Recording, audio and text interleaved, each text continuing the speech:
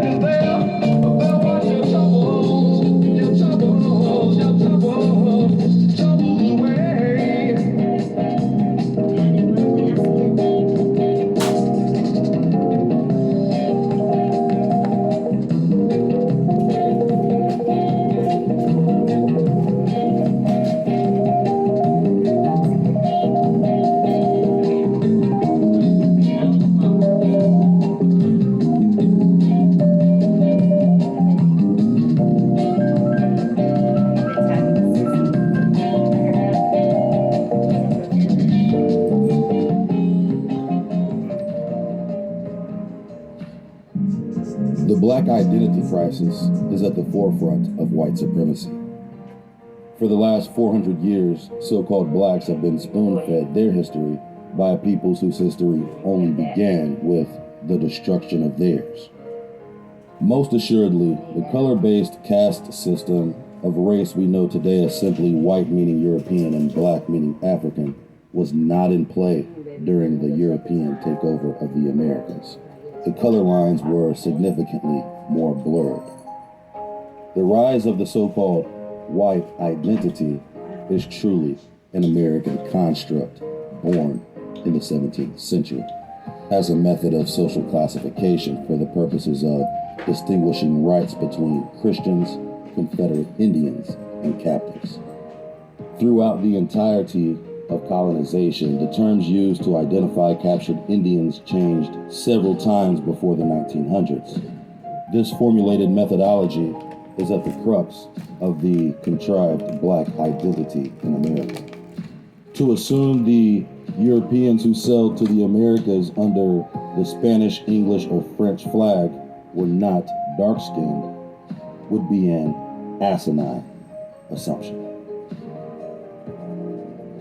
To assume the ruling families of Europe weren't dark-skinned or swarthy would be an ass-10 assumption. Walt Frazier, blasphemous!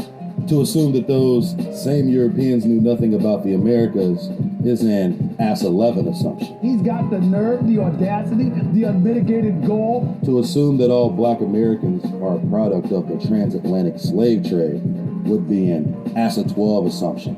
Absolute blasphemy. To assume that all skin folk are kinfolk is an ass-13 assumption. I'm not gonna be blasphemous and say that. And to assume your grandmother was lying to you about having Indian in your family should get your ass slapped, boy. It's so disrespectful for you to say something like that. The problem with accepting institutional indoctrination, it tends to lead itself into pretentious presuppositions by those newly indoctrinated about those who aren't. I spent $100 to find out I'm black. That shit said 77% African, 13% European, and then some miscellaneous shit. And I was like, oh, yeah, that's a slave. Yep. Yep, that's a fucking slave right there. Wasn't no Indian in that motherfucker. Anybody here that's black, you know. Don't say no shit. We've been told when we was growing up that we had Indian in our family. Dude. I got my results. I called my grandmother immediately. I said, you a lying motherfucker. Yes, dude. Oh, goddamn Indian. When the fuck was niggas and natives hanging out? I got my results. I called my grandmother immediately. I said, you a lying motherfucker. The two distinct lines in the sands of deception for black America were first Christianity and then education. At the foundation of both was the master plan of the colonizer to divide the black masses into opposing factions for the purposes of puppeteering movements and perpetrating conformity within the collective psyche of the black masses.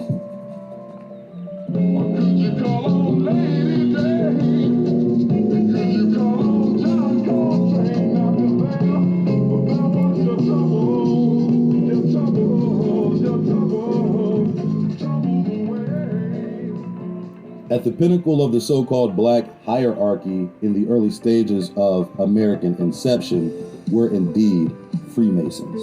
This list consists of the most prominent blacks involved in the establishment of nearly all African Methodist Episcopal churches throughout the entire United States.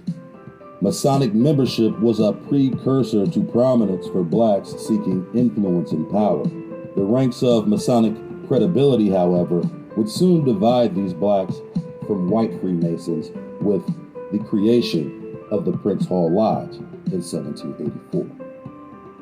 Until this point, blacks were included in membership along with other Masons, as many of the founding members had earned their Masonic degrees abroad, but American lodges were far less willing for acceptance.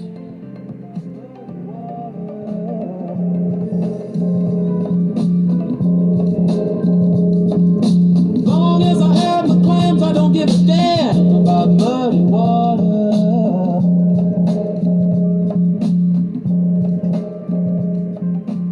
The black experience in America during colonial times did not entirely consist of slavery. Free black cities thrived, even in the South. Many of the places well known for being major slave ports were influential black cities. Two of these cities being Charleston, South Carolina, and New Orleans, Louisiana.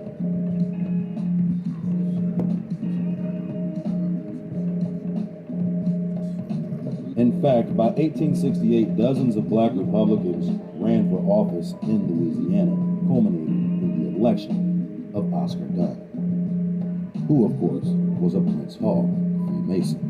But who exactly was Prince Hall? Long as I have my claims, I don't give a damn about muddy water.